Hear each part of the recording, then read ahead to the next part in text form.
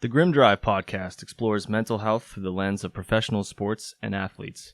Pro athletes come forward more and more with stories about their mental health journey, what they have endured, and how they managed to push through, reflecting a mental health stigma that continues to be reduced. Pro athletes also leverage mindset to achieve peak performance, as well as representing and often driving elements of popular culture through the use of social media, technology, and personal branding. This places athletes front and center as role models for people of all ages, giving them a platform to reach many and deliver important information, including information about mental health.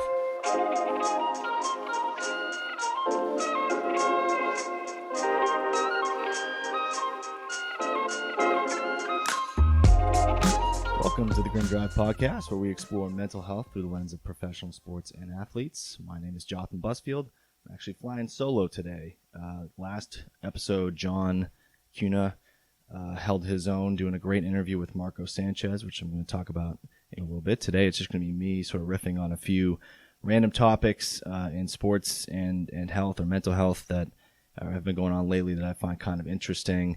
And then the next two episodes after this one will be interviews that I'm doing, which we're pretty excited about. So I just want to recap real quick, in case anyone did not get a chance to listen to it, go back and listen to the episode of John's interview with Marco Sanchez.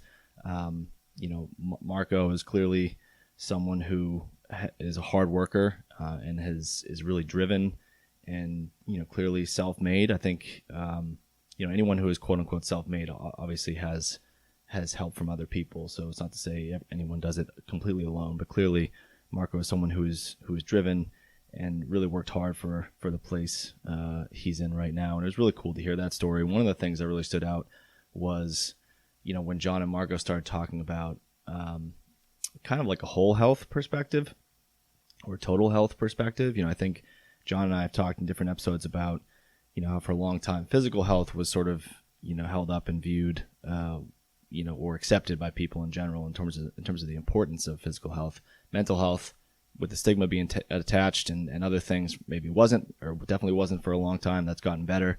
At what point, in the near future or down the timeline, are things going to maybe circle back around to have those two things be together under one umbrella of total health or whole health?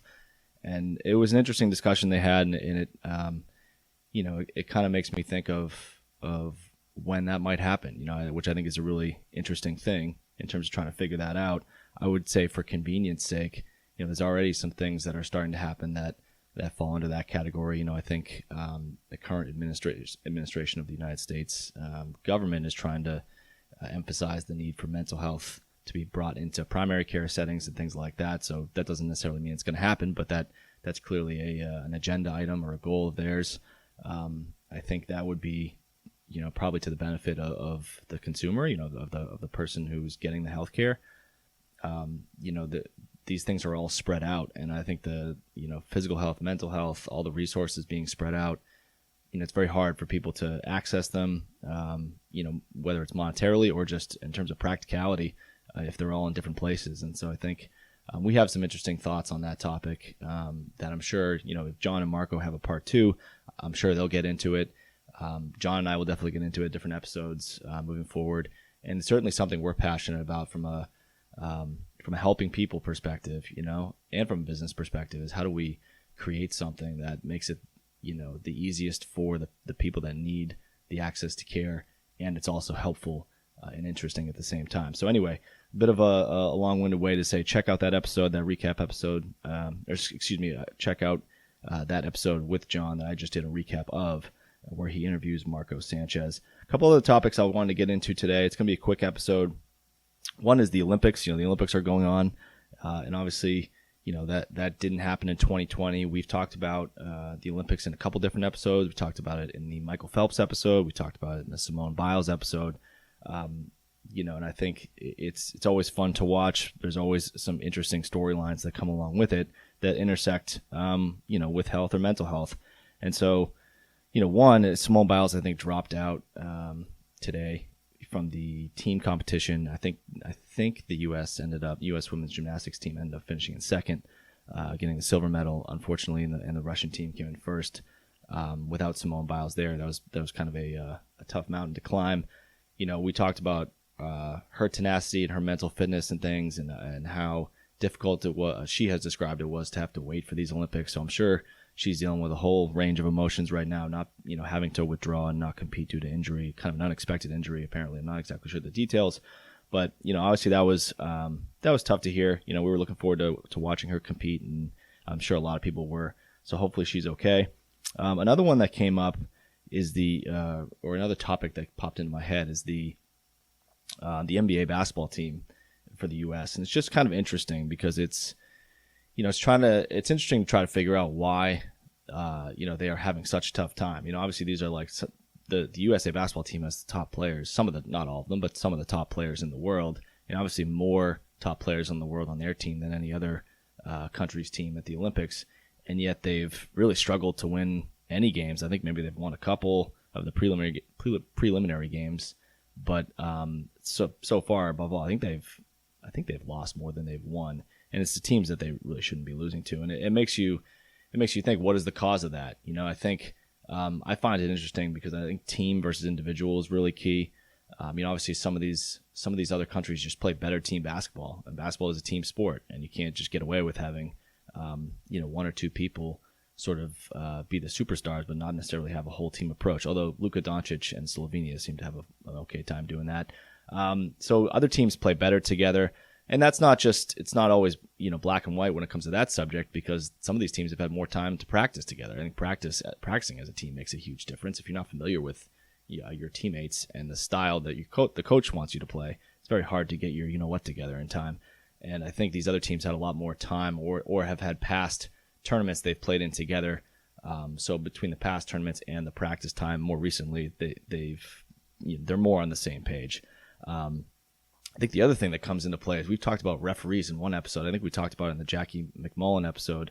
The referees in the NBA are not the same as the referees in international basketball, and you're seeing that USA players who are very much conditioned to the the star favored NBA refereeing style seem to be struggling a little bit, and it doesn't surprise me. And it makes me actually think I wish that the NBA had the refs from international basketball, or at least that style, that approach. I think it's just more fun as a fan to watch that stuff instead of watching a few select stars just get every call when they're barely breathed on. So anyone who knows me knows I'm not a huge fan of referees in general in terms of the main sports. I know it's a hard job, but I also think that they just favor stars way too often. So that's neither here nor there. The last part about the Olympics is just kind of the hypocrisy that goes into some of the decisions they're making about who to kick out of the Olympics and who to allow in. Obviously we talked about looking forward to seeing Sha'Carri Richardson run. She tested positive for weed and was not allowed to participate. Then there's also this I think USA fencer who is being accused of multiple situations of sexual assault, and he's allowed to play. And they even had a safety plan in place for how to prevent him from doing anything to anybody while he's at the Olympics.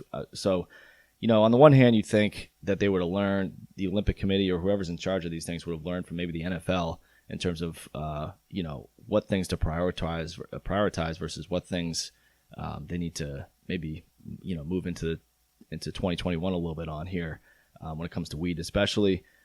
But apparently they have not learned because their handling of this is, and the contrast, is bad enough. I mean, and there's multiple layers to it. There's male, female, there's Caucasian versus African American. There's a lot of different, variables that go into that storyline. So that was something that I just found interesting as well and wanted to bring up. In terms of, the other two things these are two random tidbits. There was a Blackhawks story on trauma and abuse, sexual abuse, that I thought it didn't get swept under the rug. It just didn't really get much attention, in my opinion. It appears that there was long-standing sexual abuse happening from a trainer with the Chicago Blackhawks of the NHL, and I was surprised that it didn't get more traction. It made me think of the widespread nature of trauma and specifically sexual abuse. We know that the USA women's gymnastics team dealt with that for a very long time with, I think his name's Larry Nassar. And then we know in terms of young people, in terms of kids being sexually assaulted, how prevalent that is. Someone who works for us, with us at Riser and Tread, mentioned that people who are, gender questioning or have identity questions often are more at risk for sexual trauma. I didn't know that, so that's another facet of this. So I felt like it was worth bringing up to have people check out that Blackhawks story, just to be aware of that. Even in the men's national hockey league, that type of thing happened. So we'll put a link to those articles in the show notes. The last one is There's a movie called Motherless Brooklyn. I encourage people to check out. It came out about a year and a half ago. I think it's available on a few different platforms now. It's a really good movie. Edward Norton is one of my favorite actors. He also directed it, and it's based on a book, but the main character that Edward Norton plays deals with OCD and Tourette's. And so I think that angle, it's also got a great movie soundtrack, which I'm always a big fan of good movie soundtracks. So I would encourage anyone listening to check that out. It's just an interesting movie based on the music and based on the fact that it kind of touches on two diagnoses that are interesting, one of which, the OCD, we've touched on in an episode. So I encourage everyone to check that out. As always, we hope everyone looks us up on YouTube and hits subscribe. We really appreciate that. We thank everyone for listening to this episode of the Grim Drive podcast. And we'll be back next week for an interview with an architect named Matt Finn. Thanks, everyone.